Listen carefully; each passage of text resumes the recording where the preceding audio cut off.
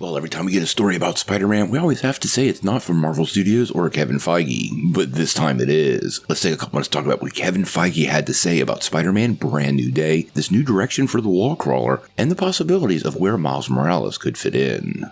Well, if you're a Spider-Man fan, you know the last year has been pretty exciting. We've gotten story after story from every direction of the web, seeming to indicate the new path for Tom Holland's Spider-Man. Now, for the longest time, we were hearing there were two distinctive possibilities here, one of them being more multiverse adventures, potentially featuring more crossovers with Tobey Maguire and Andrew Garfield, but many fans, like myself included, really wanted to see Spider-Man have a street-level adventure. The last film left us with a classic Spider-Man situation. Peter Parker was on his own in a very comic-accurate Spider-Man costume, and he had nobody to turn to for the first time in his superhero career. Now, most of the updates we've been getting have been coming from various Hollywood insiders and scoopers, and it was never directly from the horse's mouth. Well, until today. Now, earlier today, Collider dropped an article where Kevin Feige actually sat down and did a lot of talk about Spider-Man. This conversation included talking about Brand New Day, John Bernthal's return as the Punisher, and the possibilities of Miles Morales showing up in the MCU. So let's start with Brand New Day. Now, for the most part, all the Spider-Man stories we've gotten so far have really been integrated into the larger Infinity Saga story and the aftermath of that. Spider-Man has really not been on his own, and there's even been jokes about how he was Tony Stark Jr., and we were never getting a true Spider-Man. And in this article, Kevin Feige makes it very clear this is going to mark the beginning of a proper Spider-Man era in the MCU. Now, when he was talking to Collider, he said, quote, "I think there's a promise at the end of No Way Home that for as sad as it is that Peter is forgotten by everyone in his life, we are seeing for the first time in the Tom Holland Spider-Man stories him being a proper Spider-Man, him being by himself, dedicated to saving the city, and dealing with, for lack of better terms, street-level crime as opposed to world-ending events." Now, this is pretty much what we've been asking for from Marvel Studios when it comes to Spider-Man, and it makes me pretty excited this new trilogy is kicking off exactly how fans want. If you're a Spider-Man fan in the comics, sure, there's a lot of crossovers, but almost every classic Spider-Man story is Spider-Man on his own. Heck, classically in the comics, he was never really part of any team, at least not for any duration of time. And throughout Tom Holland's career, we very much leaned on other MCU characters, especially some well-established or very powerful MCU characters, kind of stealing a little of his thunder and independence. Now, if this is a street-level adventure, I do have one big question, and that's about Sadie Sink's character. We've heard all kinds of possibilities about her,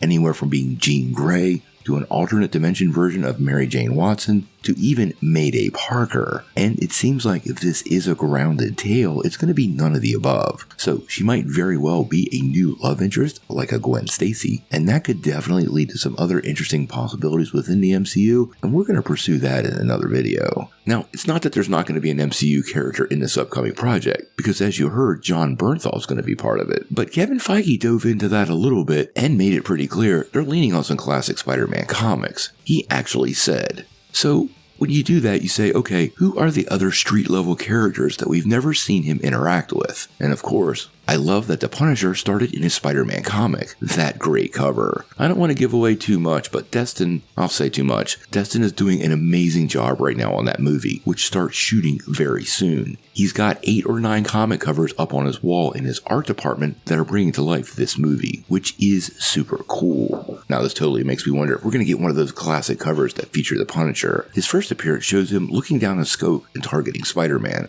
and I really do wonder if that's exactly what's going to be going on, at least for part of the film. With Spider-Man not being known by anybody anymore, it could make perfect sense that the Punisher could think he's a villain. And if J. Jonah Jameson has his way, well, Spider-Man will be framed one way or another, which, if I remember correctly, was part of what the classic story did. Spider-Man's universe on the streets of the MCU is massive, and adding just Frank Castle alone should be one of the very first steps. I do have to wonder if this whole next Spider-Man trilogy will start to feature more and more street-level heroes. Remember, one of the weird things with the Sony contract is a MCU character has to be available for these Spider-Man movies. In other words, Sony always wanted to be able to peel off a little thunder that Marvel Studios was generating for their Spider-Man franchise, because they still own the movie rights. So I would expect suspect a successful appearance by Frank Castle could indicate other street-level heroes potentially showing up in future movies, meaning Spider-Man might not be alone for some of these tales, but I am hopeful it doesn't interfere with some of the classic nature we're hoping to see. Now, speaking of Spider-Man not being alone, that brings us to Miles Morales. Now, there's been this leading fan theory that Tom Holland could hang up his web shooters after the upcoming trilogy, and there would be a handoff to Miles Morales becoming the Spider-Man for the MCU. Now, like we always say, this theory has never had any verification, not from Kevin Feige, Marvel Studios, Tom Rothman, or Sony, meaning nothing official has ever been stated about it. Now, what's interesting though is Kevin Feige not only talked to Collider, but he also talked to Variety, and that's where Miles Morales came up. Now, this was at that roundtable press event, which was helping kick off Fantastic Four First Steps, and they flat out asked him about Miles Morales coming to the MCU. And his response was super clear. He said, "That is nowhere." Meaning whatever Marvel has planned for the next 10 years, Miles Morales is not part of it. Now, he did go on to expand a little bit though, and give it a little more clarification. He said, "Sony has their brilliant, genius, incredible Spider-Verse animated franchise going, and until that finishes, we've been told to stay away."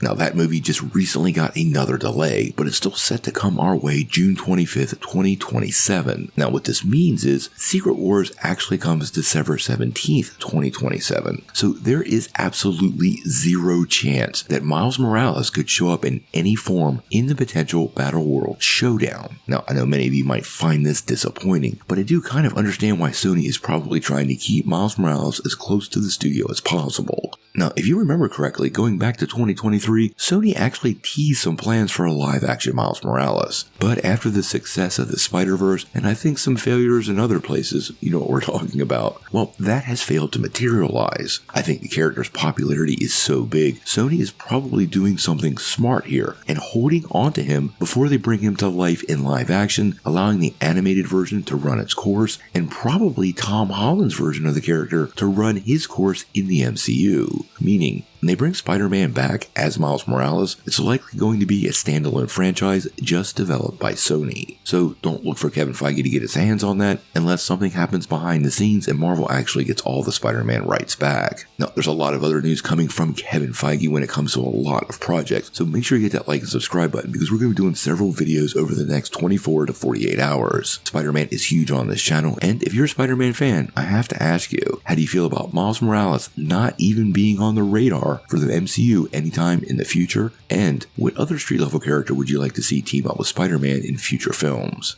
Tell me what you think in the comments below. Before we take off, make sure you hit that like and subscribe button and ring the bell for all the updates. We do daily Marvel and DC news, and we want to bring you all the news truthfully and transparently so you're really in the know.